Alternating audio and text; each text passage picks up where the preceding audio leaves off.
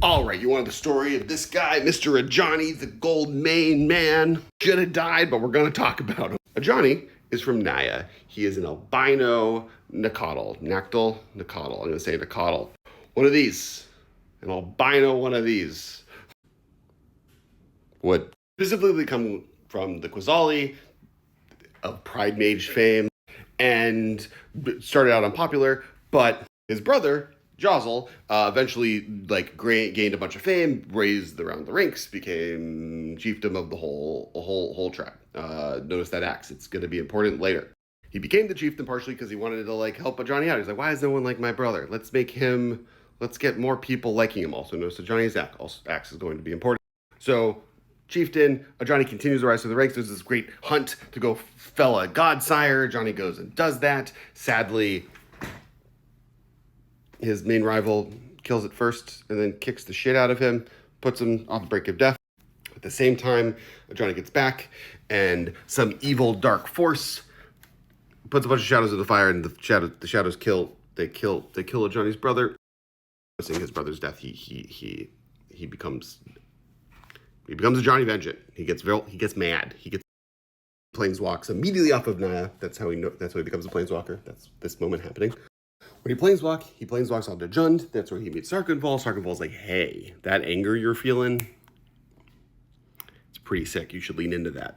So that Ajani goes back to Naya after kind of figuring out the planeswalker thing a little bit, finds his brother's ashes, spreads them around, attaches his axe to his axe. So he gets the double axe. That's where he got the double axe. And he goes on his vengeance hunt. So he finds the guy that beat the crap out of him. And they get in a little bit of a fight, but then Ajani kind of loses. They both fall off a cliff. Ajani teleports, he planeswalks to Bant, meets Elsbeth, which is pretty fascinating because Ajani is Elsbeth's mentor and friend, but she's meeting him kind of at his most angry. And the long story short is the ghost of Marasi convinced Ajani's only friend, Shaman, to do the shadow killing of his brother. But because Marasi, the ghost, is dead already, he never is going to get vengeance, but has to accept that loss. And the moment that he decides to maybe try and do that, Nicol shows up and confronts the armies of Jund, Naya, Bant, etc. to cause the maelstrom to happen, and Ajani has to confront that. In the last moment when Bolas is about to absorb the maelstrom and all of it, Ajani is able to sever the connection of everyone to the maelstrom, which then allows him to take the last bit that Bolas wasn't able to take, and through that he's able to just yeet Bolas away, defeating him, which is fascinating because this is actually why Bolas is actually afraid of Ajani. He through all of his mechanizations makes sure to not to distract Ajani before things happen. It's one of the reasons Ajani isn't eventually on Amonkhet during the whole Bolas kicking the Gatewatch's butt, even though Ajani at that point was a Gatewatch member, because he was let me distract him so that he doesn't fuck with me, because I don't like it. I don't like what he's doing. With that, Ajani gives up his entire I'm going to be vengeance and I'm going to be much more of a heroes guy. Becomes a heroes guy. And then so his tribe offers him to be in charge, and he's like, nah, I'm good. I'm going to leave this to my friend, and I'm going to peace out and go do the hero mentor thing. He goes and tries to find Elsbeth. She's not in a good place because Bant was destroyed after her hometown was destroyed. She's sad. Elsbeth is sad. And the loss of Phyrexian also happens post-fact. So she's depressed. Between Bant, Phyrexian, where she was originally from, which is also Phyrexian, overrun, according to her, she's just not in a good place. So Ajani's I will be sad with you. So he travels to Theros, where Elsbeth is currently going through her hero trials, trying to make that work, and he assists her in that path, aligning with the other cat warrior people that are on Theros, and helping her to defeat Xenagos. And it ends up that he's there for her to get betrayed and for Heliod to stab Elsbeth with the spear. So Ajani's friend is dead again. He's sad again. He just keeps... For an Obi-Wan Kenobi-style character, he gets other people killed a lot. From that point on, he kind of tries and helps with some of the leads that Elsbeth had out there. He goes and visits Tamio, finds out that Tezzeret was doing bad things on Kamigawa, and that since Tezzeret was someone that Elsbeth was hunting down, And last time Elsbeth saw him was alive on New Phryxia. He starts hunting him down as well. He finds him on Kaladesh, doing all of the stealing the portal that Nicobolus uses to do things later on in the story. And so Ajani works with the Gatewatch at that point to help fight off the whole Kaladesh thing that happened to try and get the portal, but Tezzer's able to steal it. But he's like, you know what, I will join the Gatewatch. I'm into the Gatewatch. The Gatewatch sounds cool. I'm like a mentor to heroes. You guys are heroes. Vis-a-vis, I'll mentor you guys. This card's sick, actually. Now, the Gatewatch immediately ignores him. He's like, hey, we should maybe go to Dominaria and figure out and get some more allies like Jaya and stuff, instead of going to fight Nicobolus on Amonkhet. And the Gatewatch was like, actually, though, we should go to Amonkhet, and we're going to do that. And so Johnny doesn't do that. They go. They all take big L's. But he does find, he finds Liliana, and he finds Gideon on Dominaria post-fact.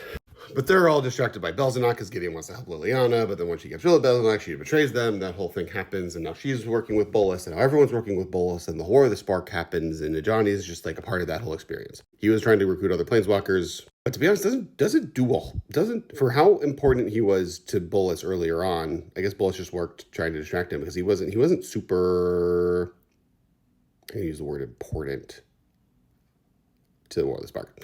At this point, we find out that Elsbeth is actually alive, though. That's a whole other story. Johnny goes, meets up with her, and is like, actually, your home plane isn't destroyed. It's still around. They somehow beat off the Phyrexian invasion that was happening there back in the day, and that's New Capenna. So that's fun. And so while Elsbeth goes and does that, Johnny finds out that Tamio has been completed on Dominaria, and then there's some sleeper agents that he goes after, and then while he does that, he gets captured, and he gets completed and becomes a sleeper agent himself. So there's that. And for the record, I've said this for a long time. I think Ajani is a character set up to die. He is the Obi-Wan Kenobi character to a lot of these heroes. He is a mentor character, and he keeps dodging it. And to the extent that he, once he's completed, kills what ends up being more of the Obi-Wan character, which is Jaya Ballard to Chandra. So he murders her, fights Teferi in a very cool video. You should all watch the Dominaria United trailer, because it is Ajani versus Teferi. It's very good. It's very good. Teferi eats him out a window in that video, which causes his body to get so damaged that he eventually is recompleted. Instead of a sleeper agent, he now looks like this, where all of his muscles are on the outside.